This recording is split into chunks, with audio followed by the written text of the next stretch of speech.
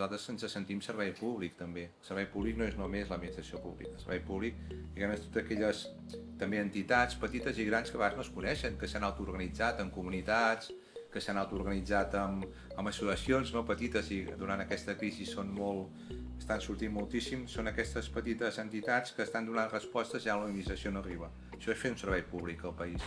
I necessitem també que aquest servei públic estigui estabilitzat i que no depengui només d'una subvenció o que un any hi hagi més recorregut econòmic. No necessitem aquesta estructura bàsica, les organitzacions socials, per junt comprometre'ns i arribar a aquest 2030 amb jo no diria amb l'erradicació de la pobresa, perquè ja m'agradaria, però no serà possible, però baixant moltíssim la incidència i sobretot garantint que tothom té una atenció bàsica quan ho necessita durant la seva vida.